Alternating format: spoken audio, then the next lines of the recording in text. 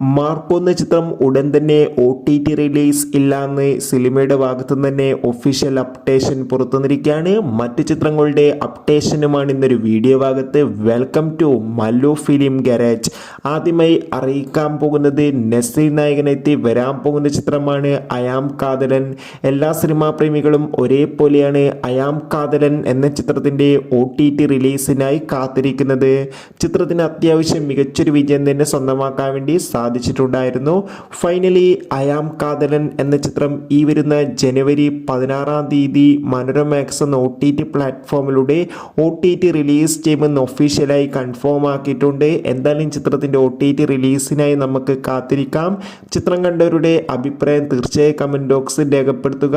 അതോടുകൂടി ഈ വരുന്ന ജനുവരി മാസം ഇനിയും മറ്റു ചിത്രങ്ങൾ OTT റിലീസ് ചെയ്യുന്നുണ്ട്. ചാനൽ ഭാഗം പരിശോധിച്ചാൽ നിങ്ങൾക്ക് കാണാൻ വേണ്ടി സാധിക്കുന്നതായിരിക്കും. അടുത്തതായി അറിയിക്കാൻ പോകുന്നത് ജോജു നായകനായെത്തി ജുനൈസ് സാഗർ എന്നൊക്കെ പ്രധാന കഥാപാത്രങ്ങളായെത്തിയ ചിത്രമായിരുന്നു പണി എന്ന ചിത്രവും മികച്ചൊരു വിജയമായിരുന്നു. എല്ലാ സിനിമാ പ്രേമികളും ഒരേപോലെയായിരുന്നു പണി എന്ന ചിത്രത്തിൻ്റെ OTT റിലീസിനായി കാത്തിരിക്കുന്നുണ്ടായിരുന്നത്.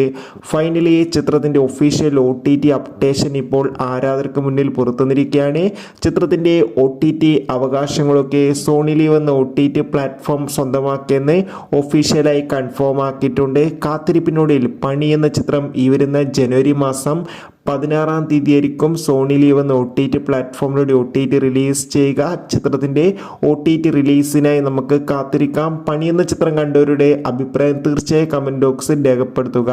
അടുത്തതായി അറിയിക്കാൻ പോകുന്നത് ഉണ്ണി മുകുന്ദൻ, കബീർ സിംഗ്, ജഗദീഷ്, സിദ്ദീഖ് എന്നൊക്കെ പ്രധാന കഥാപാത്രങ്ങളായെത്തി കഴിഞ്ഞ ഡിസംബർ മാസം 20-ാം തീയതി തിയേറ്ററുകളിൽ എത്തിയ ചിത്രമായിരുന്നു മാർക്കോ.